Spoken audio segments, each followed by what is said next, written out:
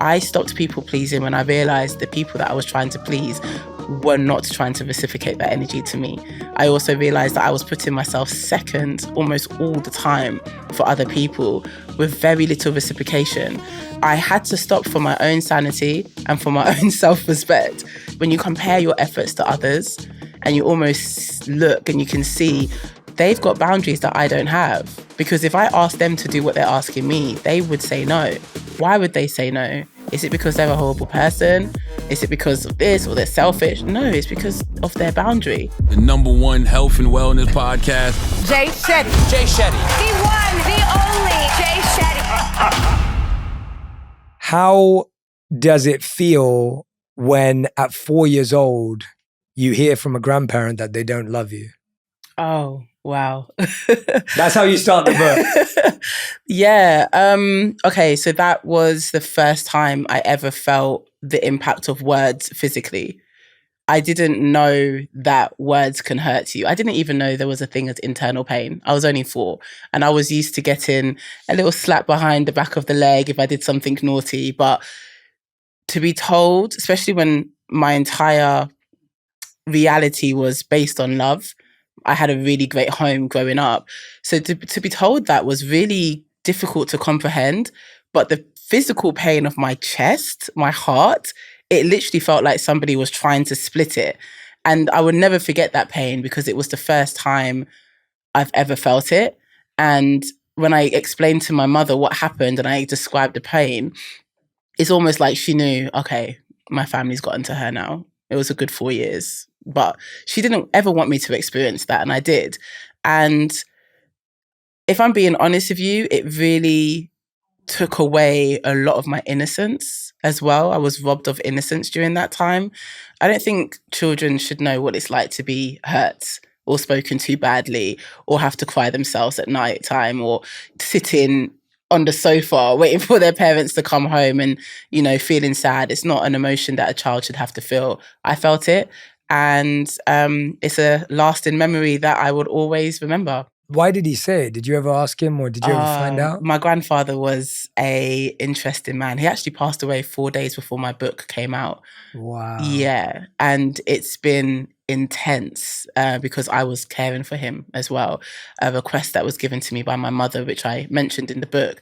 My grandfather, he lived a very selfish life in a sense where he didn't care how he hurt people, what his words did. He didn't care. He was a happy-go-lucky rum drinker. You know, as a man, he did what he had to do for his family. He provided. But as a person, he wasn't that great. He had great friends, you know, in the family, in the West Indies. Everyone would think he was this great guy. But actually to live with him, he was a bit of a monster. The reason why I'm being careful with my words is because my grandfather and I went on a journey in the last 2 years of me caring for him. And I forgave him. And he explained to me the reasonings behind his treatment towards his children. And it was simply put, what he experienced is what he provided. So there's a level of generational ignorance that was passed down from my grandfather. And the ricochet of that is why I'm sitting right here with this book in your hand. There wasn't that much emotional intelligence with my grandparents. You know, they would do something to you, they wouldn't apologize. And that was kind of something the generation that they came from were accustomed to do. And apologizing to your children is not really something that you hear people do. My mother apologized to me many times. She said to me one time, you know, anything that I experienced in my house growing up, I will not bring here.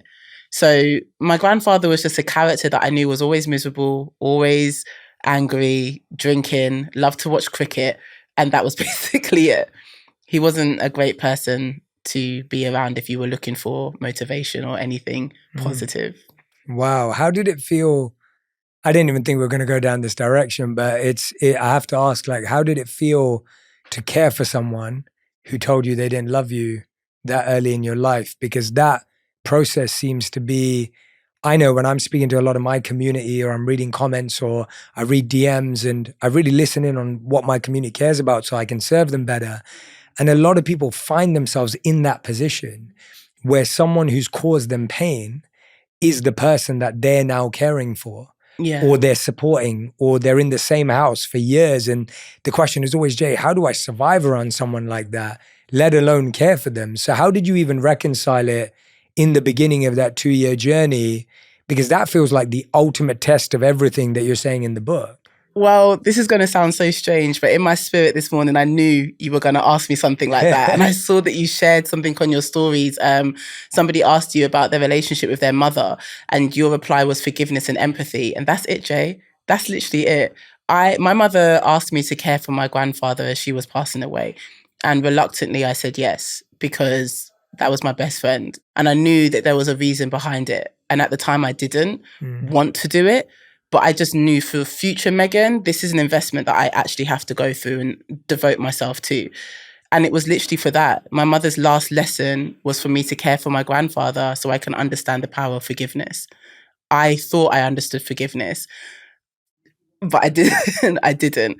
Looking after my grandfather meant that I had to create new boundaries. I had to stand up for myself in so many ways.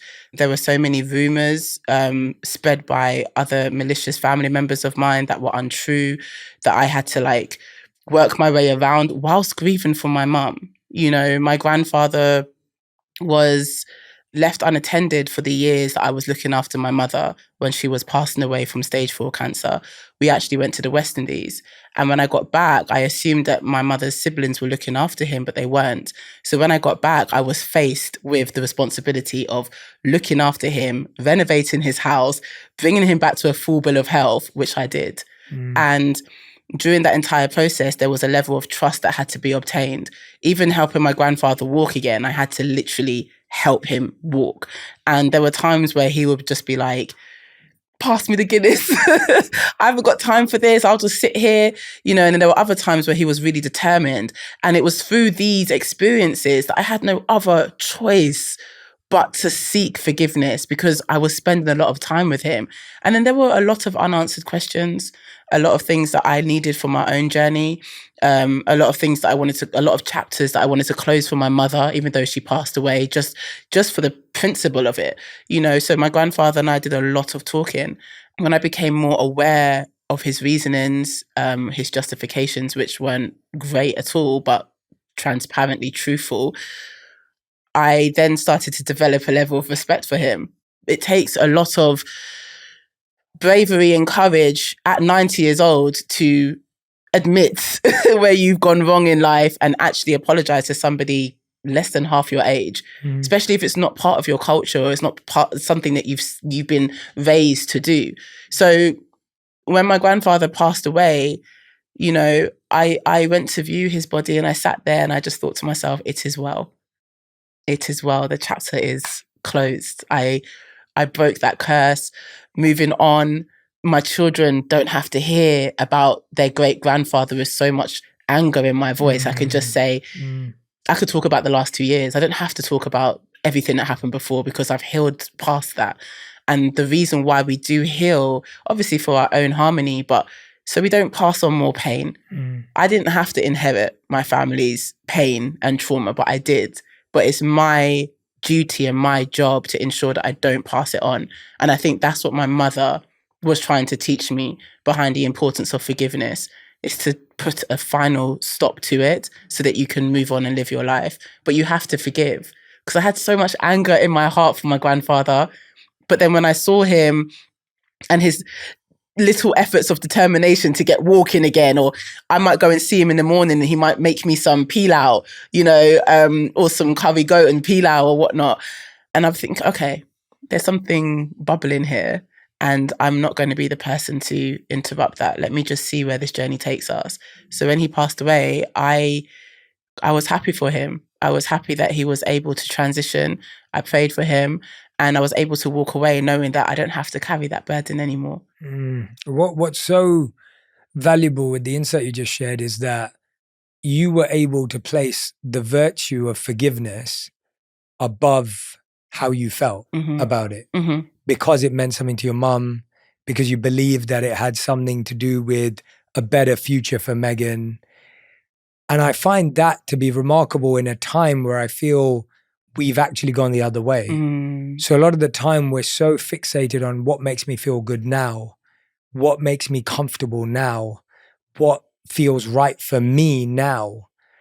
And it's really interesting because I've been thinking about this a lot lately, that this pursuit of virtues is actually the only way you'll ever be happy.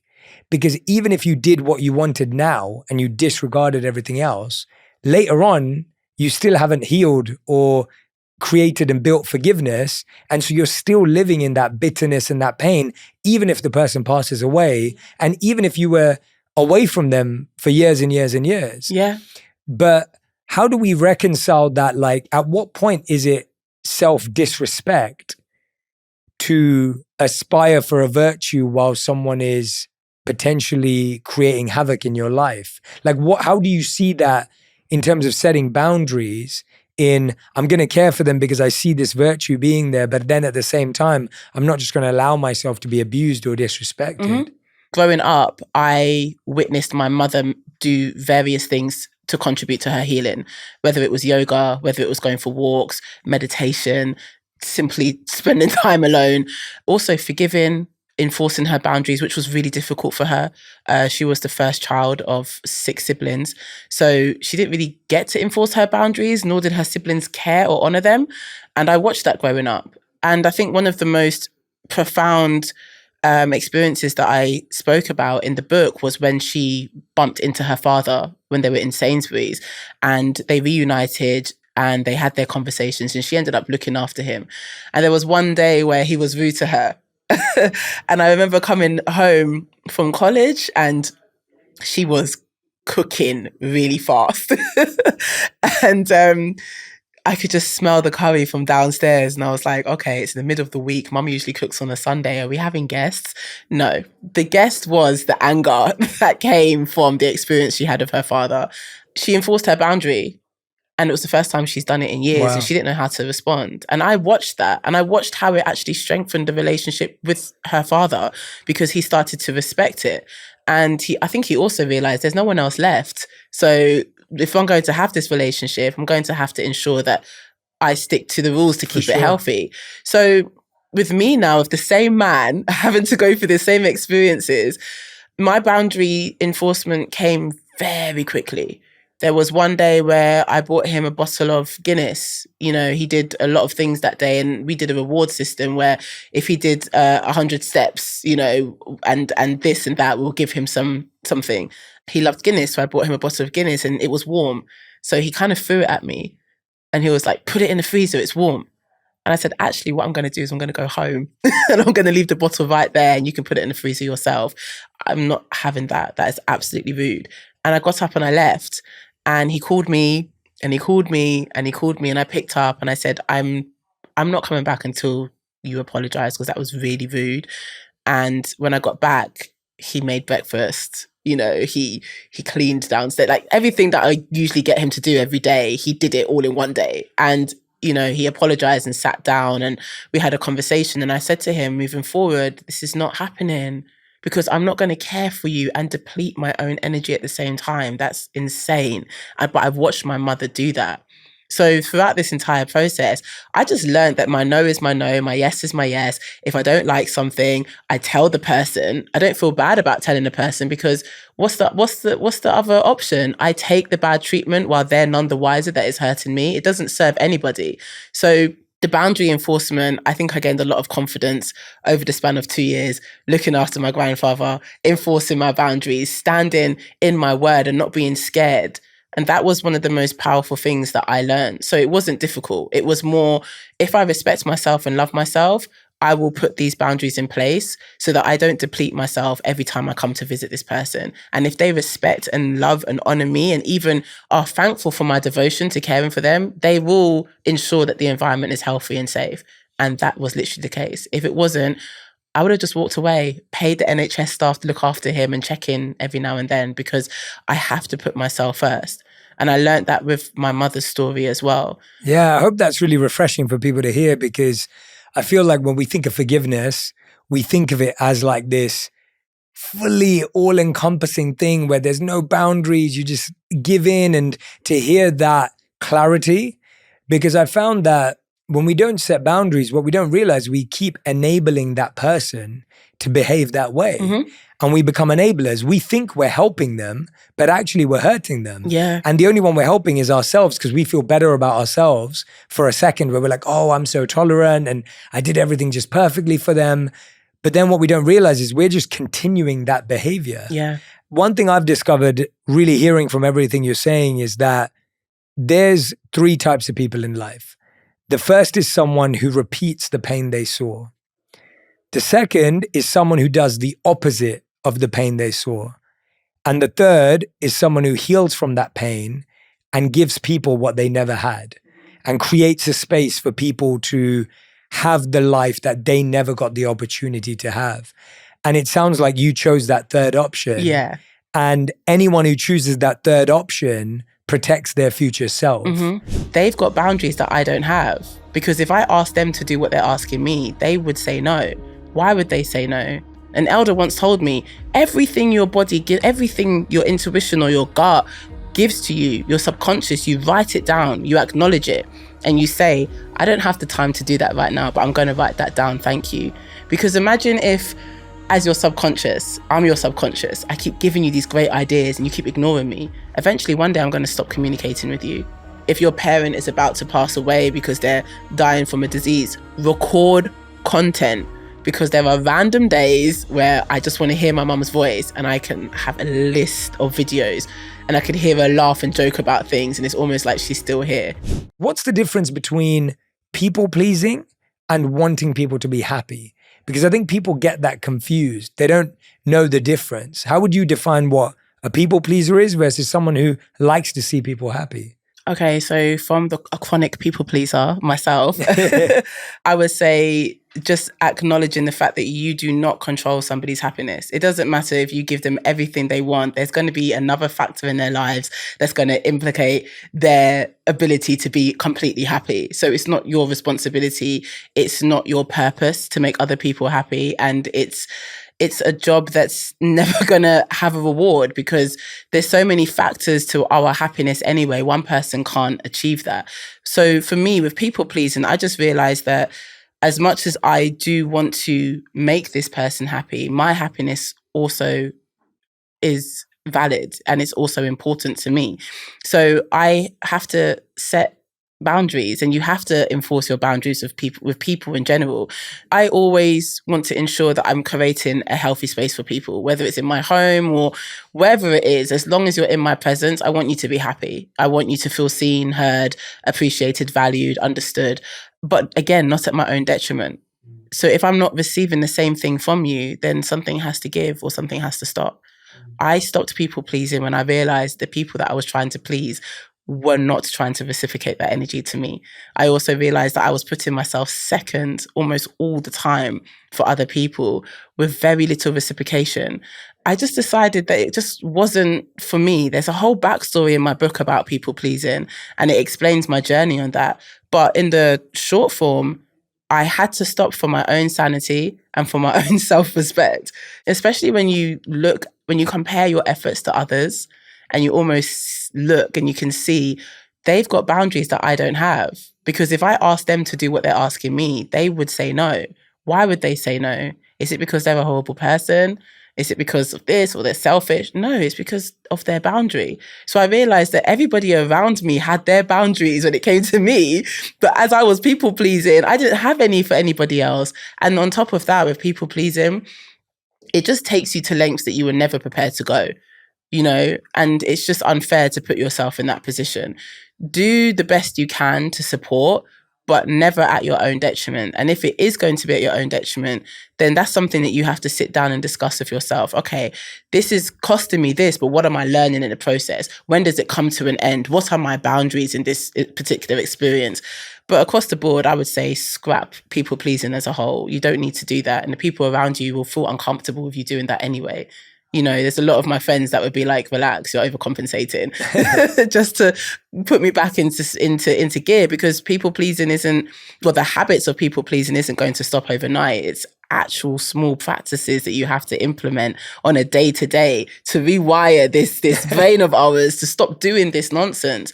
But yeah, I think enforcing your boundaries is the key thing to putting an end to people pleasing, and just realizing that put that love into yourself, put that devotion and that time and that energy into yourself.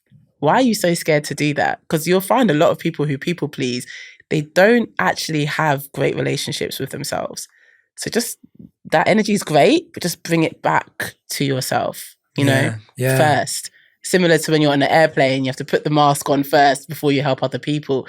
It's very similar. Yeah, well said. I couldn't agree with you more. I think that I stopped people pleasing when I realized that there was nothing I could possibly do to actually please someone fully.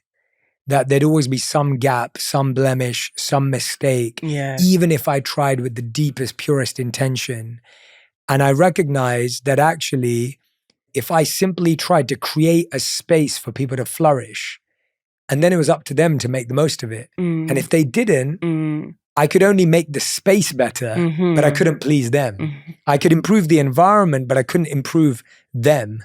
I think that's when we fail, is when we make a person our project, or we make a person our purpose, or we make a person our obsession, as opposed to the environment and the space and the energy, which you can control. You can control the energy someone feels when they walk into your house. Yeah. You can't control whether they want to rise to that energy or whether they want to bring it down. You can control the energy someone has in your workspace, but you can't control whether they're going to subscribe to that energy or unfollow. Like you can't change that. And so I think if you're spot on that if we spent more time curating energy that we emanate and that we live by and the spaces that we walk into have, then now we're leaving it up to everyone else. Yeah. Right? You came in this morning and you were smiling and you were happy. We gave each other a big hug. Like we've been having bubbly conversation, like reconnecting. Like we both decided to be on that energy. Now I wanted this place to be welcoming and inviting, and hopefully felt that it felt calm and there weren't too many people and it wasn't stressful. But then you have to also meet me there and bring your energy in. And then I have to meet you there. And so I feel like people will constantly meet you where you're at, or they'll force you to meet you where they're at. Yeah. And it's your choice to decide whether you want to rise or fall. I want to dive into your journey a little bit, because it feels like you got introduced to needing an emotional vocabulary very young in your life. Like when I was reading your book, I was like, this is someone who, the good quote isn't a page with good quotes because you're a good writer. It's because you've had to live that. It's lived experience that is now coming out in the form of good quote. And I often think about that with me too, and I align with that what I share today is stuff that I've lived, it's experienced, it's pain, it's stress, it's overwhelm, it's a role I've played for many years. I always say I mediated my entire family's relationship and dynamic for many, many years. So a lot of the mediation I do today is because that's the role I've always played. And so with you, I got this sense that your emotional vocabulary grew very young in life. Yeah. And then you felt like sharing it. I wanted to ask you were talking about 2011 was Tumblr, where you started sharing wisdom. 2014 was when the good quote was taken out. When you started writing and sharing these experiences, how scared or worried were you originally about how they'd be seen? And how long did it take you to even have the courage to like write and put out your first post? Firstly, to dive deeper into the reasonings behind the good quote, there are so many quote pages out there. The good quote does have the most followers because we started, but it wasn't a hustle. It wasn't something that I thought, I didn't even think of money. It was a hobby, and it was something that came from desperation, lack of community. I was in a really dark place and I couldn't find the community that I was looking for. So I had no other option but to create it myself. On Tumblr is a beautiful platform. Oh my gosh, I absolutely love it. It's just, it doesn't have any of the metrics that we fuss over on all the other platforms. It is what it is. You don't care about the followers. You can put your whole self on there and somebody is going to follow you because they like you. That's what I think is amazing about Tumblr. It's just a blank page, blog post. Someone's going to read your blog, and if they like it or if they resonate with it, that's a follower. That's now one member of your community. So when I started Tumblr, I was listening to Wiz Khalifa. He had a mixtape called Cushion Orange Juice, and there's a song on there. And oh my gosh, every time I come on podcasts, I talk about it and I never get the name of the song. It goes something like "We Belong at the Top" or something like that. And I was in a really bad place when I was listening to that. I dropped out of uni. My friends were making their lives, and I was still very stuck. And I listened to the lyrics, and it was very simple, you know. And I just thought to myself, yeah, actually, I'm going to make it. I'm actually going to make it. Just got to keep telling myself that, okay, wow, that's what that quote did for me. That was my first initial feeling. The lyric. That's what the lyric did for me.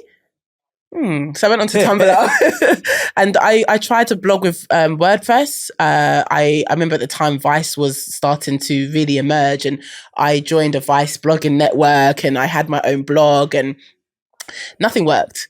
And then I got on Tumblr and I took a picture of Wiz Khalifa and I put that lyric that touched me on top of that picture.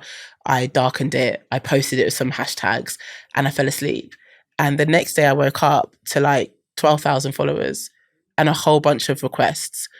And I was like, okay. Wiz Khalifa was really popular at the time, so I think I kind of jumped on that.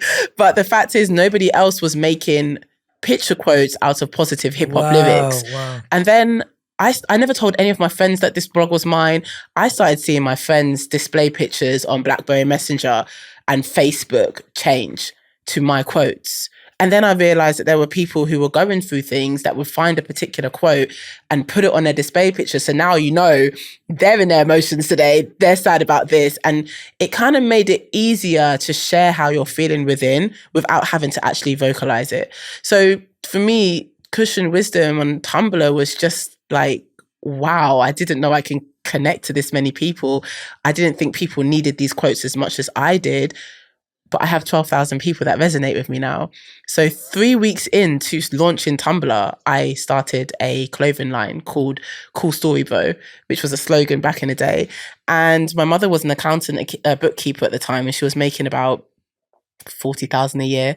And I pulled in £36,000 in 3 weeks for just selling that clothing based on that community.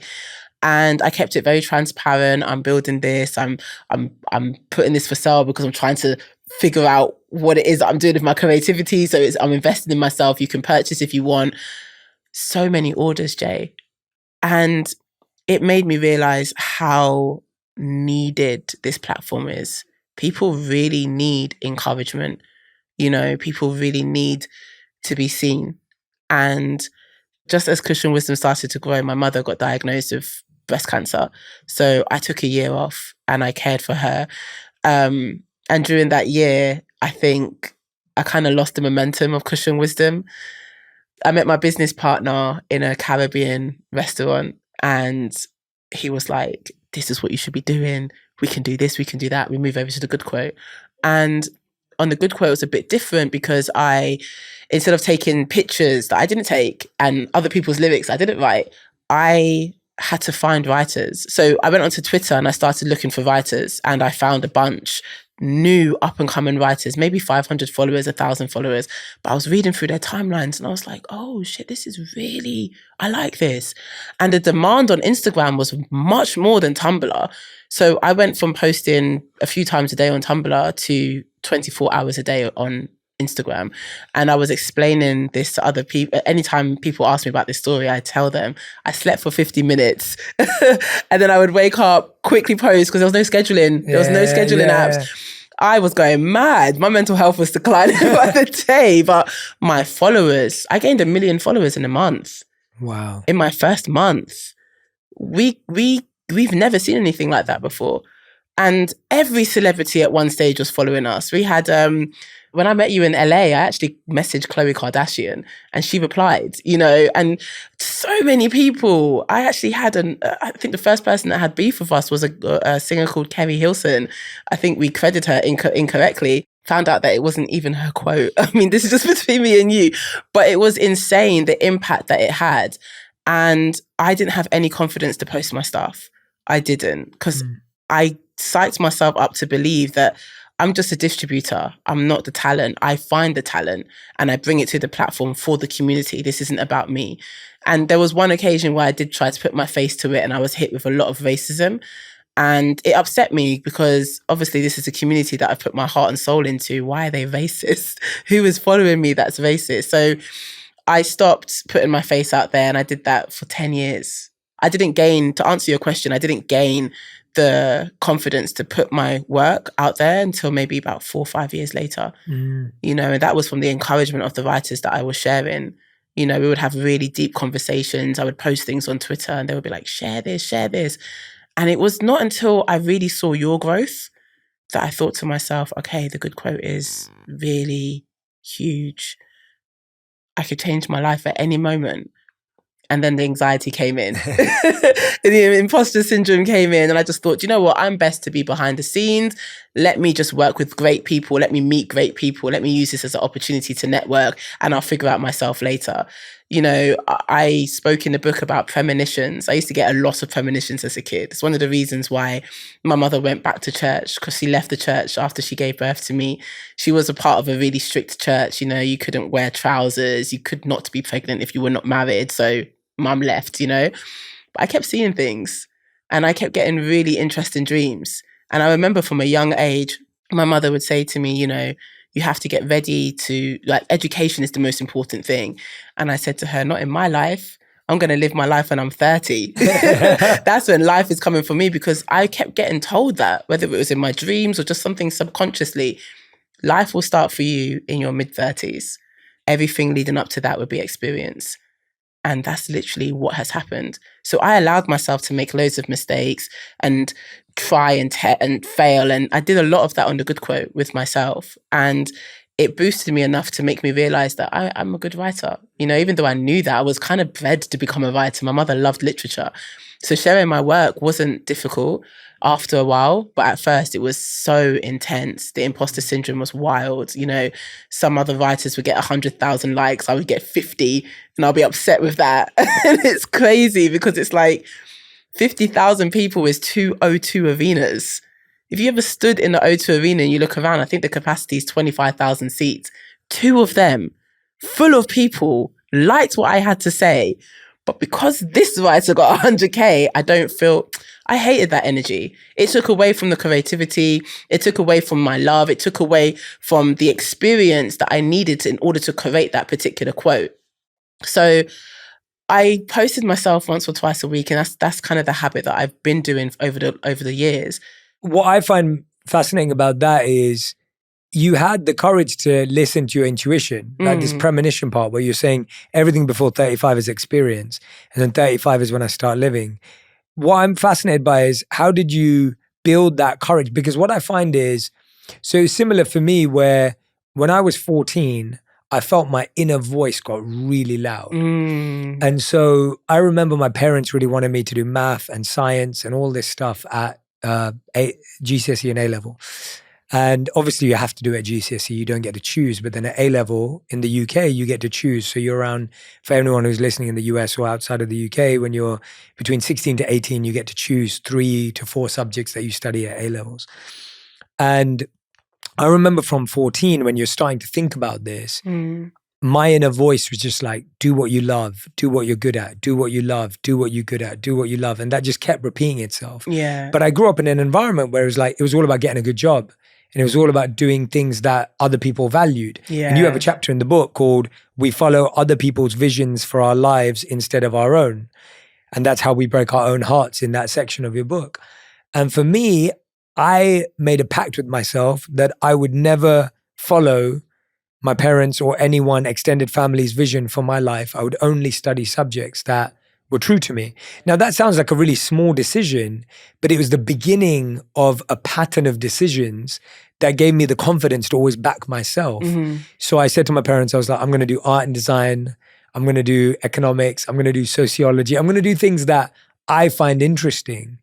And obviously to my parents who'd worked so hard, and immigrants who'd really worked hard for me to have a good education and everything, they're like, what are you going to do with art and design? Like, how's that going to help? And I was like, no, I just know it. And now I realize what I was saying, I knew it internally. And since that day, every decision I made, when I decided to become a monk, I knew internally that was right for me. When I decided to leave, I knew that was internally right for me.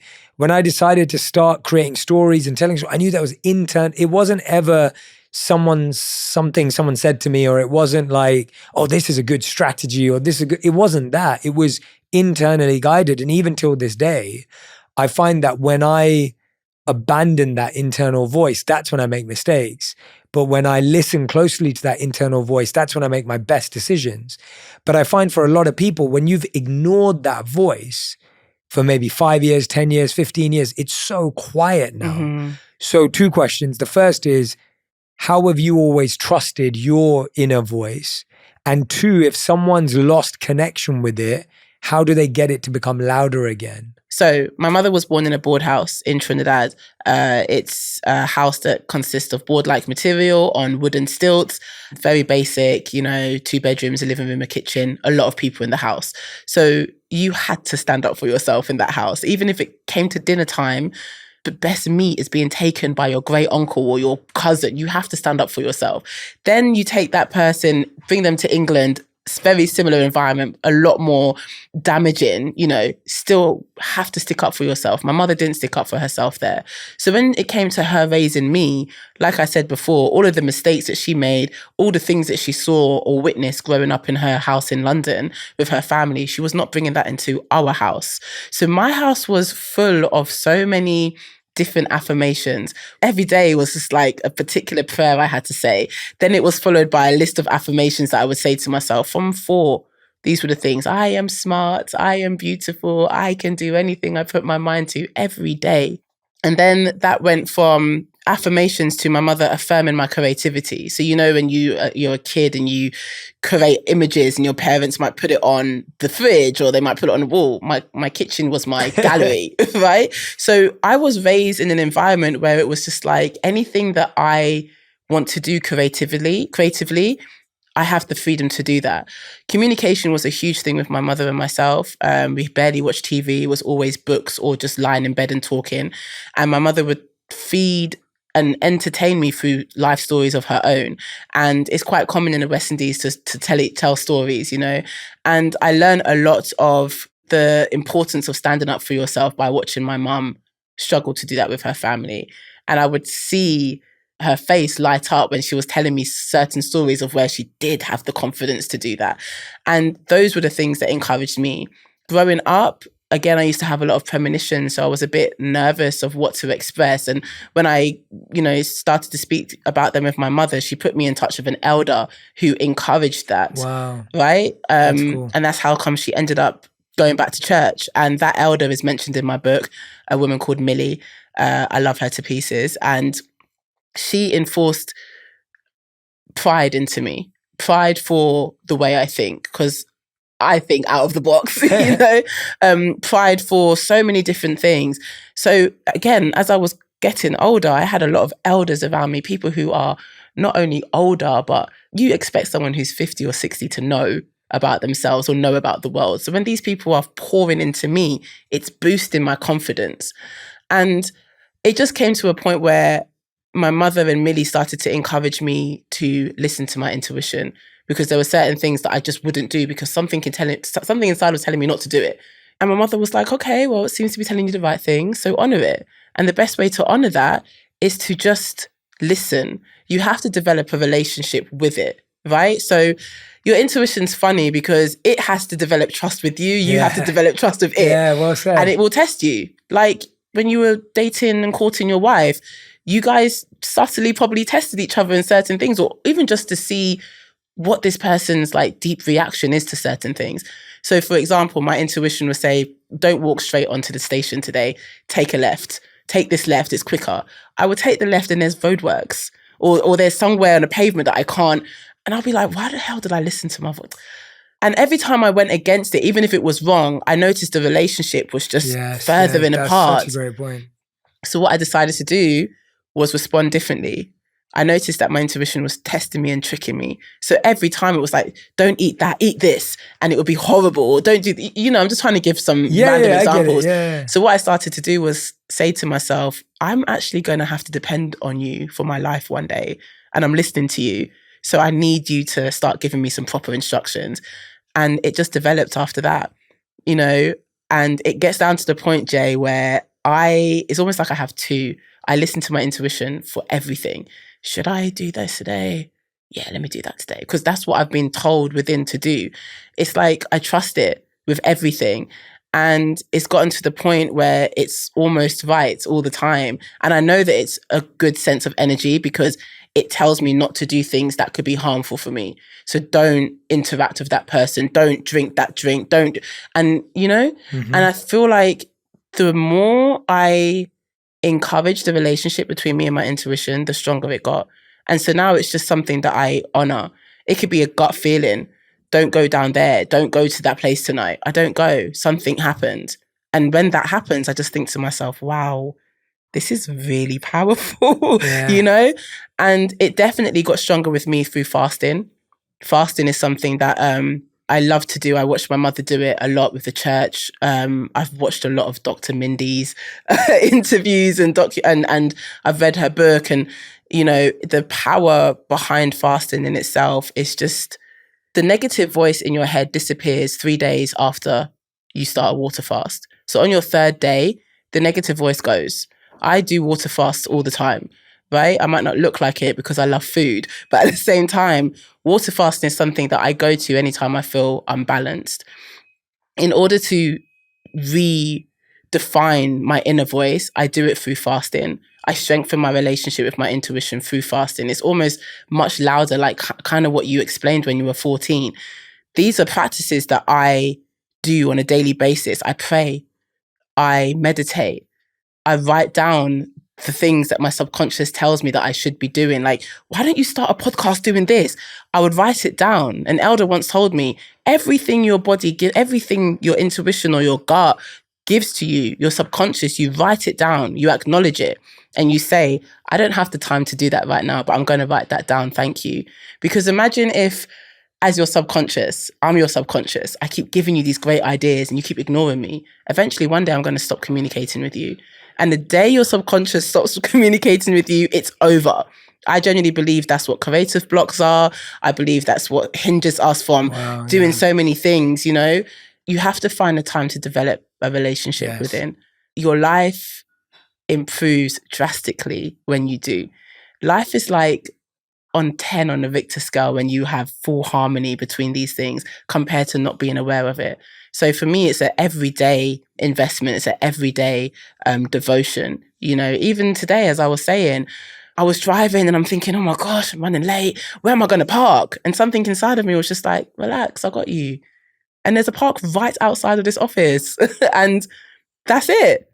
And I kind of knew as I was driving on the road, I kind of knew I didn't have to worry.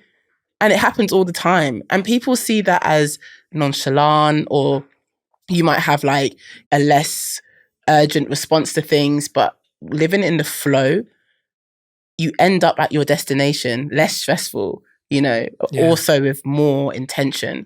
I love the relationship I have with my intuition. It saved me when I was looking after my mother. It saved me when I was stranded in the West Indies. It saved me when I was writing my book. Every aspect of my life, my intuition is there guiding me. I genuinely believe our intuition is almost, if I say it, an ancestor of some sort, somebody, you know? And it just goes into the phenomenon of life, really, isn't it? Like, what are these things? What is the gut feeling? What is the subconscious? What is the intuition? Why are these things conspiring together? What are they trying to get me to do? They're trying to get you to live the best life that you possibly can. Yeah. So well said. I mean, so wonderful to hear your experience with it. And I love hearing about other people's experiences with that. The Bhagavad Gita talks about the soul and the super soul. And so we're the soul, and the super soul is the all-knowing, the all-powerful. And it's almost like when the conversation starts between the soul and the super soul, the soul gets all of this inner wisdom and knowledge and now is able to make decisions. And I can resonate with so much of what you're saying, but the thing that I loved that I think you put so well was this idea of sometimes your intuition is testing whether it can trust you. Yeah. And it may even misguide you in little ways, not huge ways. And most people give up there. They go, oh, I listened and it was just stupid. I'm not listening again. And that's exactly what you need to break through, because that little test, that mini understanding of creating a collaboration, like you said, happens in friendship, happens in business, happens in romantic relationships. You're just checking. You're just checking. Are we on the same page? Yep. Are we with each other? Because I'm going to say something crazy one day and it's like, are you going to hear it? And I can relate to so much of that because I feel the same way as you. I'm very clear energetically when I meet someone. Are we going to vibe? Are we going to connect? Should we spend time there? Should we not? And it's so easy to think, oh, I'm just mad, I should avoid that. And to have an elder. That's where my intuition comes in the strongest. Yeah. It's like when I was a kid, I used to see auras and I used to feel people before they spoke. And now with my intuition, my relationship with my intuition, it's almost like it protects me.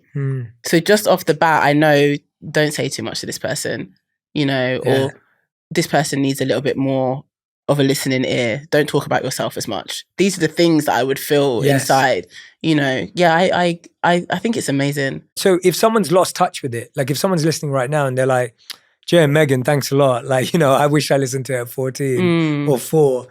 And they're thinking, I'm just so I never hear that at all. Like I don't feel anything. I just don't know what to do. And because I also find that we outsource it, right? Like I have so many friends who will have like 30 people on a chat and they'll be like, what do I do in this situation? And then they'll go on their private stories on Instagram and be like, guys, what do I do in this situation? It's like we're constantly outsourcing advice. So we don't find it weird to go to like 10, 20, 30 people who know us, but they don't know us that well. But we find it scary to sit in silence. And you talk about the power of solitude in the book, in the second section, and this ability to spend time with ourselves.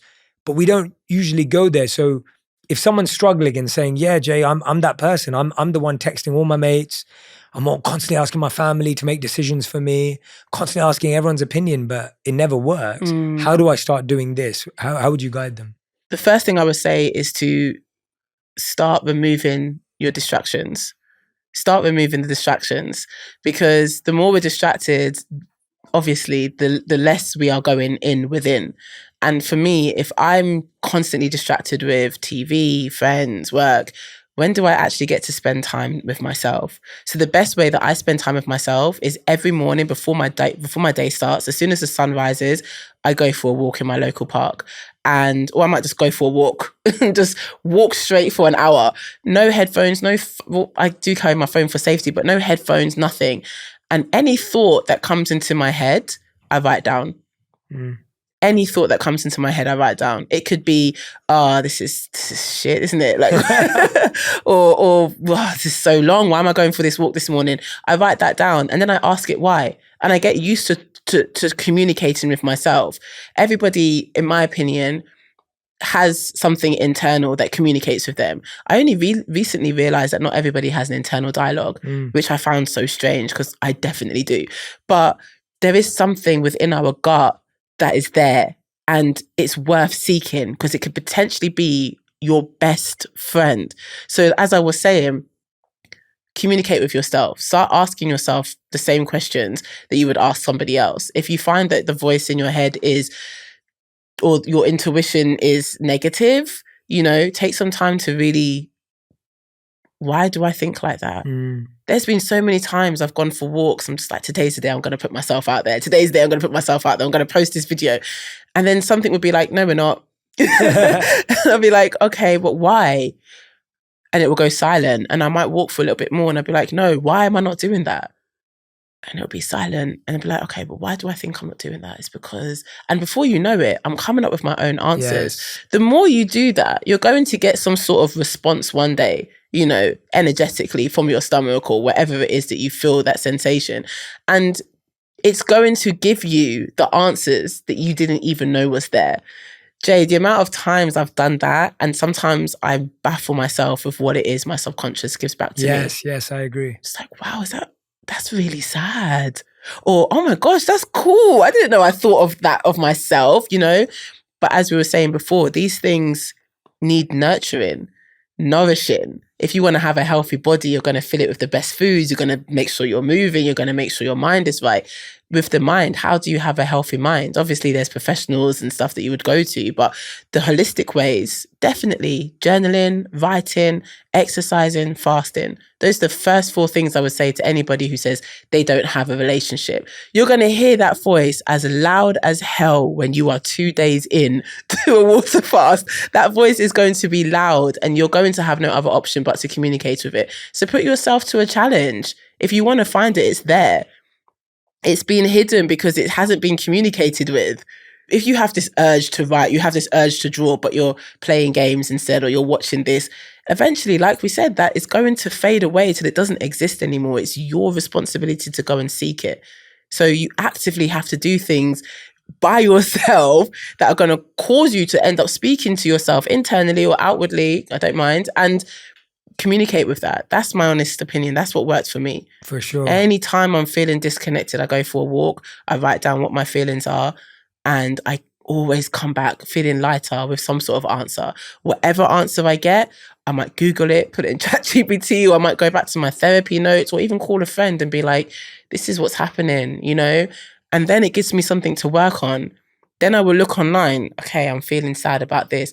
All these podcasts will come up. Let me start listening to other people's experiences. Okay, all the things that they've mentioned, how do I bring that back into my life? How do I use their practices to gain a deeper relationship with myself? People think that self-love and all of these things is just surface. It's a lot of dedication and devotion to oneself. And you've really got to believe that you're worth it. It starts from there. It starts from your intention.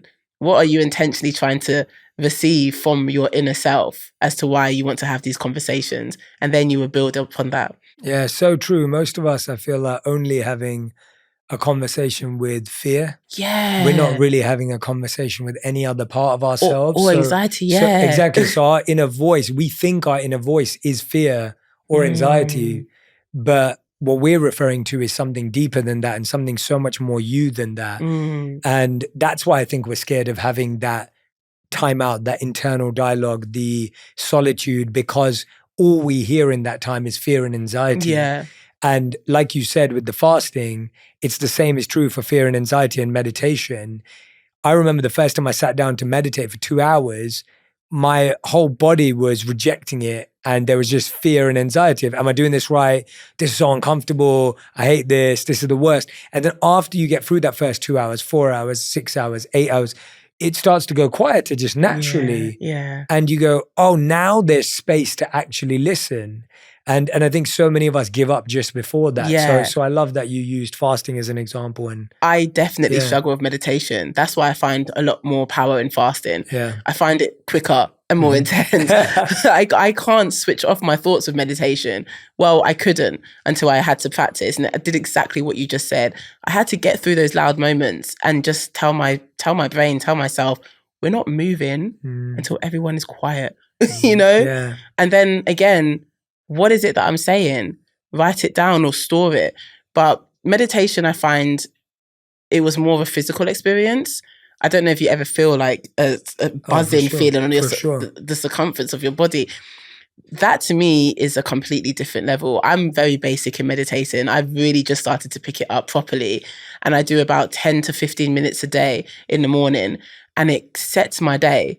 Because any fears I have for that day, I'm able to just calmly go through it. Breathing helps so much. You know, when you're having anxiety and your thoughts are racing and you just deep breathe for about 6 or 7 times and you can actually feel the pressure coming down. Yeah, I think breath work, meditation, fasting, these are all really great practices. Tools, yeah. And you talk about them in the book as well, Yeah. and some of your tools. We're talking about fears, Meggan. I wanted to end on this because I wanted to talk about it with you. This idea of we learn about how much you love your mom in the book. Even today in this conversation, you learn about what a pivotal role she's played, like introducing you to elders, like the affirmations, giving you the gift of learning forgiveness at a time in your life, like so many things. But walk us through the healing of that process. Like, what are all the things that are going on inside when you're in the process of losing the person you love most in the world? It wasn't just my mother I lost. So I lost my mother in 2021 in March. I started to lose people around August 2020. Well, I lost 16 people to COVID. right? I lost 16 people to COVID, and I lost 3 friends, 1 to cocaine, 1 to murder, and 1 to illness. I lost both my parents. My mother passed in March, my dad passed in August. And then I lost an uncle later on that year. So that all happened in the space of 2020 to 2021. So it wasn't just losing my mum. Never met my dad, never knew my dad, not interested. It was actually losing my entire community. All my elders went. Millie's actually the only elder I have left. And it was very important for me to get her name in print and share her story, as well as my mum. The journey of my mother's transition started in July 2020 when she got diagnosed with stage 4 cancer. And at that moment, Jay, I was in the position of putting my face in my brand, like actually doing it. Sat down with my business partner, like, this is what we're doing. I'm ready, you know? And that happened. And I thought, oh my gosh, this is happening again. This happened with Tumblr. And that's okay, well, maybe it's not time, you know? So I just saw that as a huge step back for me to take, because this is more important and this is where my life is heading towards. I then had to become a carer, and there were many times I had to parent my mum. Immediately as she got diagnosed, I then had to put my feelings aside and comfort her, and then become very optimistic for our journey moving forward. And it was heartbreaking, because all while that was happening, I was watching, you know, the energy deplete from somebody who's being told that in a couple of years' time they might not be here. Then I'm thinking, okay, wow, in a couple of years, my mum's gonna die when I'm in my 30s. I thought I had a pact with God that mummy's not going until she's 100. You know, like, what are we doing? What are we talking about? Okay, so stage 4 cancer. These are all the things that was in my head. Okay, let me research them. And I'm seeing there's not many, there's it's terminal, you know, and that's literally what the doctor told my mother. So it was really hard. I knew that I didn't have time to be depressed, you know, because depression is the first thing that comes to me when emotions are too heavy. I stop, I pause, I bed rot. And, you know, I didn't have time for that because I have to go back to caring now. Every night I would cry myself to sleep. And then I would watch some people on TikTok who talk about grief. There's a lady who talks about working in a hospice. And I just realized, okay, I'm being called to help my mother transition. So I actually need to put myself second. And I did the entire time. It's hard operating with a broken heart. It's hard watching the person that you love crumble and lose their power, eventually losing their life. You lose yourself. The moment my mother took her last breath, I also took my last breath. And I felt, you see, that same feeling that I spoke about in the beginning of the book with the heartbreak, I felt something leave me.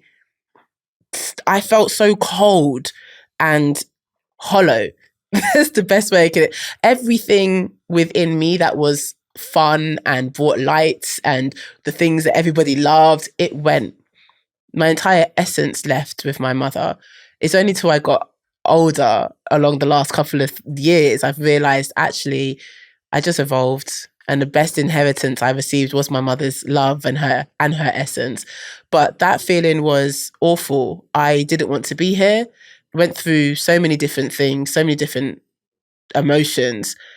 You know, my mother got ill just as COVID started to happen, and it got really cold. And she was like, I want to go home. And home for us is Trinidad.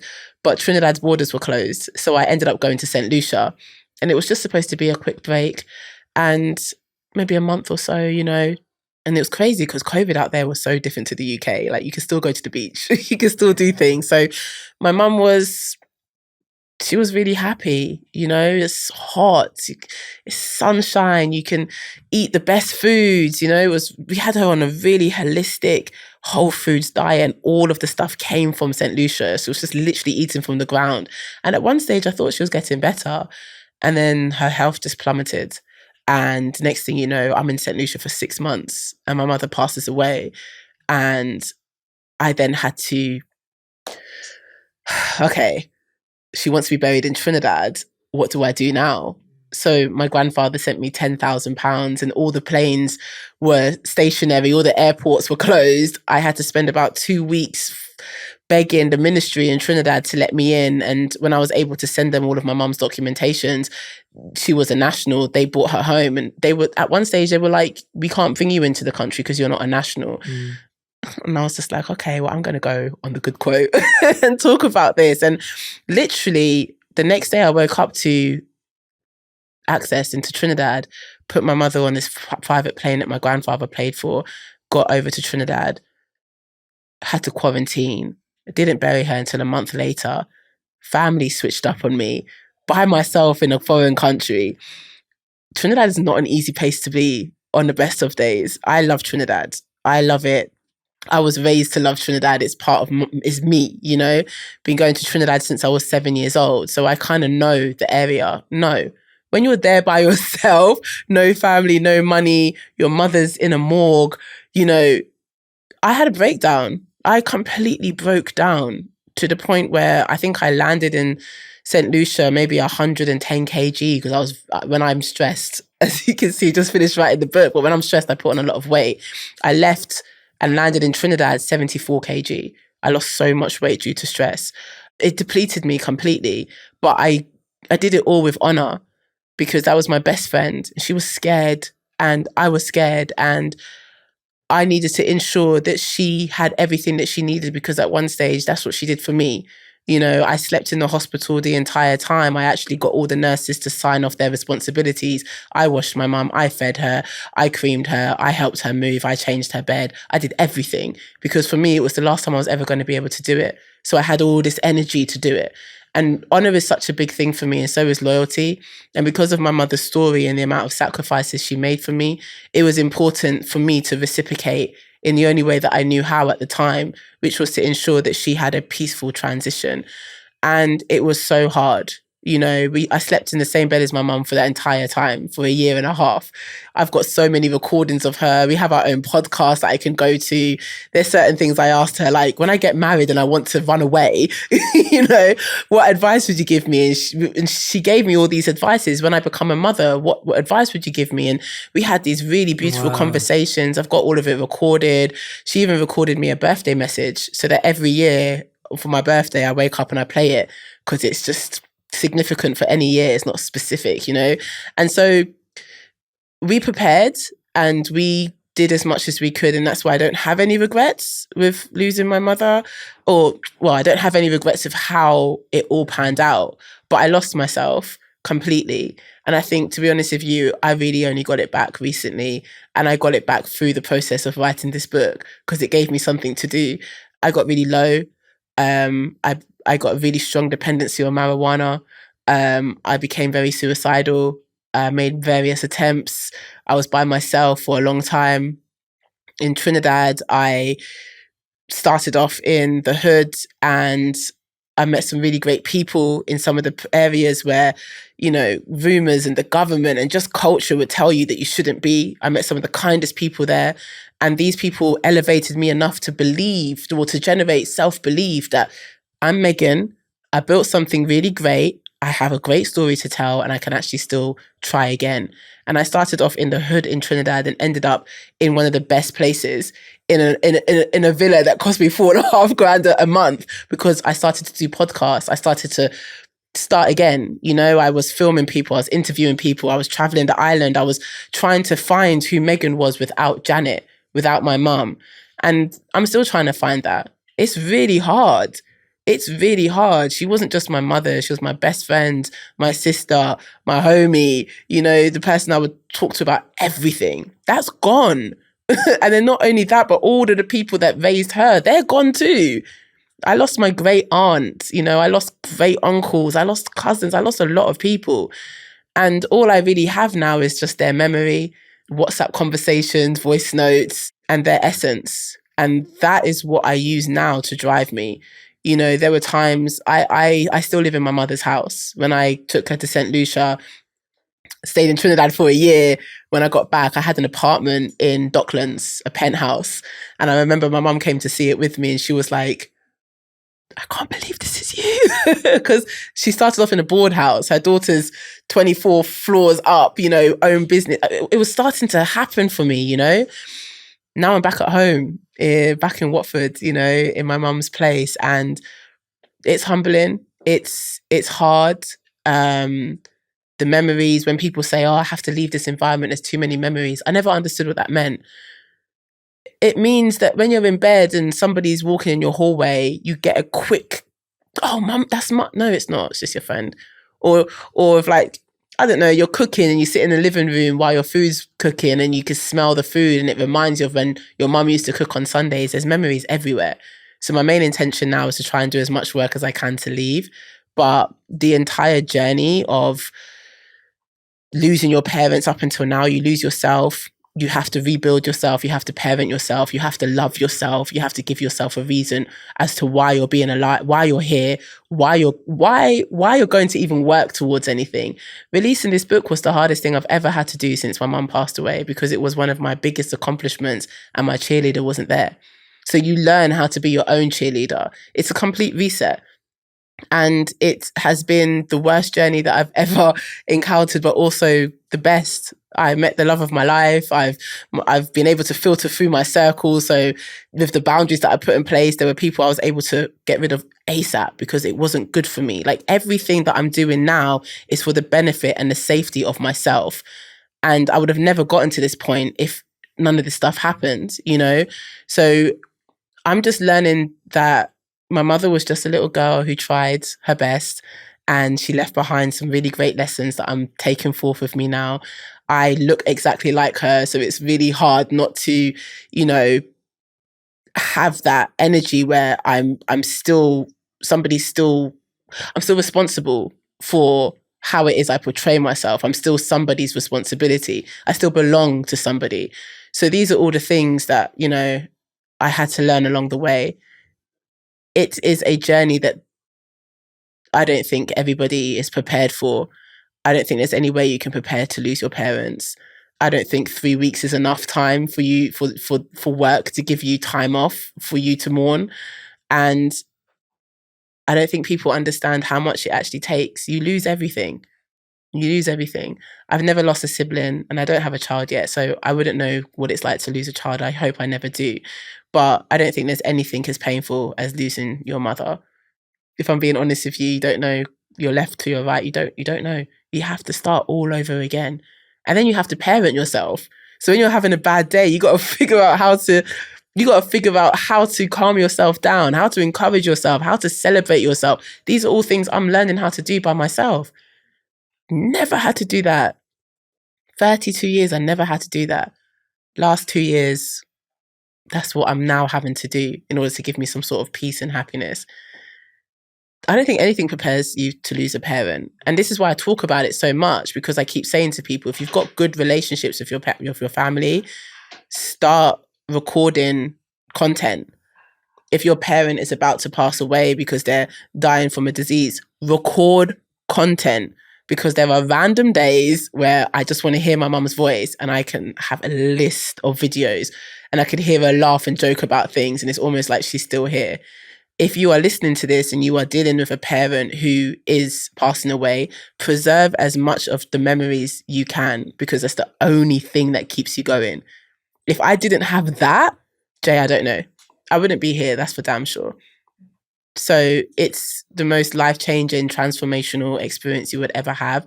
And it really does show you who you are. And your life can either become something great or you can fall and never get back up again. And I've been straddling both, and the depression that hits after you lose your parent, there's an aimless, hollow feeling in your entire life. And it doesn't matter what or who comes into it. Again, with the people pleasing, it doesn't matter. You're not going to take that from me. I have to do something with it. And my therapist always said, the relationship that you had with your mother would make it 10 times harder to deal with the grief because you were very close. And I love that. I love the fact that I was loved, and I loved something so powerful enough that without it, my life is shit, you know? And I love the fact that with the essence of that love, I'm reminded as to why I need to make a better life for myself. I think that is the best lesson I've gotten out of all of this. My mother would be telling everybody, even down to the man at the newsagents, that I have a book, you know? So it's for me to start doing that now, you know? I used to see her leave the house all the time. Anytime she got change from a £10 note or £5 note, she'll put it in like her pocket. And anytime there was someone who needed it, she'll give it to them. There were so many people within our community in Watford that knew my mother. I get discount at so many different stores because of her up to this day. So I want to be that person now. I'm really trying to like get rid of this sadness so I can spread more light, because my plan now with the good quote is like 10 times more intentional now, because at first it was something that I needed the community, but now it's something that I want for others to be able to have that same feeling of like security that I had when I was building it. Because, you know, when you're losing a parent, every time I speak about my mother online, I get a wave of DMs from people telling me like, this speaks to me, this is how I felt. And Jay, it's something that almost everybody is starting to experience, because millennials, we're getting old. Our parents are getting old. And there just needs to be a lot more transparency and openness around the topic of death and grieving. It's not taboo. It's every day we deal with it. But it's hell on earth. And I'm trying to do everything I can in my power to not make it that way. But some days take over. And when they do, I give myself the grace to like, just if I'm having a bad day when it comes to grief, I'll let everyone around me know, and then I'll just switch off because I can't function. And then there are other days where I'm just like, oh my gosh, this is amazing. I'm happy to be alive. It's like this, but it's not as heavy as it was 3 years ago. I have a great therapist, a man called Michael Adams. He is somebody who's been working with me for the last 2.5 years now. And I had intense therapy, 2 hours twice a week. And now I only do 1 hour a week.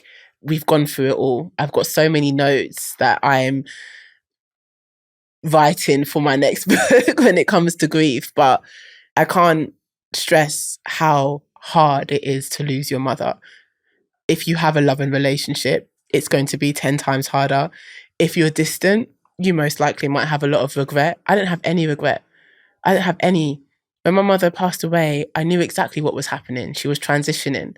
You know, there's a whole story about that in itself that we'll probably have to talk about another time. But you see the glory of God when somebody's passing away. You see the impact of the different realms, you know, that we're in. We're in this realm right now, but there's a spiritual realm. There's all types of different realms that open up when somebody is transitioning. It is probably one of the most beautiful journeys you would ever see. And you start to think to yourself, when we became babies, what were they doing on the other side? Were they giving us some sort of celebrationary leave-in do for us to come to earth? Because when you're transitioning, it's important that people celebrate rather than mourn. So I learned that as well. You know, I mourned 3 days after my mother passed away because I knew the fragility of her spirit. She's just become a spirit. So she's probably going to be just as scared as me. I don't need her to come back and see me screaming and crying down the place. I need her to see that I'm functioning fine. After 3 days, some people believe that the spirit then passes on, and that's when you could do all of your mourning, and that's what I did. And I just started to listen to the elders and start to incorporate more traditional practices, you know, that come from the West Indies or within Trinidad, or things that I've been raised to believe. And that's kind of what's been helping me during that time. But when you do lose a parent, you need community more than anything, because you're not even going to be able to make yourself a drink. You're not going to eat. You're not going to bathe. You're not going to do anything. You're just going to be very stark. And so it's really important that we invest wholeheartedly into the relationships that we have, because those are the only things that are going to sustain you when you go through the hardest times of your life. For sure. Meggan, thank you for being so vulnerable, so open. Thank you for pouring your heart into this book. I'm hoping that everyone who's been listening and watching is as moved as I am. And genuinely, if you pick up a copy of How to Stop Breaking Your Heart, I feel that you'll be able to walk through life with grace. You'll be able to deal with the discomfort that comes along your way, and you'll be able to find your way even when it feels completely foggy, fuzzy, and uncertain about your future. I want to give a big thanks to Meggan for putting herself out there, for having the courage and the bravery for taking that step. I know how hard that was for you. And I really believe that you doing that is going to help so many people. So thank you so much for coming on and sharing your story today. Yeah, thank you. Parts of your story, and I want everyone to read the book to find the rest of it and how it all connects. So Thank you so Meggan. much. Thank you so much. And also thank you for adapting your outfit with the color of my book. I appreciate did it that. on purpose. Yeah. I was like, I have to wear this today. Thank you. I'm glad you noticed. I appreciate you noticing. I saw that when I came in and I thought, okay, I see you. I appreciate you noticing. Yeah. But thank you, Jay. Thank you for Meggan. sharing your community and your platform with me. I appreciate that. And thank you for such a beautiful conversation. Thank you. Thank you. That was beautiful. If you love this episode, you'll love my interview with Dr. Gabor Mate on understanding your trauma and how to heal emotional wounds to start moving on from the past. Everything in nature grows only where it's vulnerable. So a tree doesn't grow where it's hard and thick, does it? It grows where it's soft and green and vulnerable.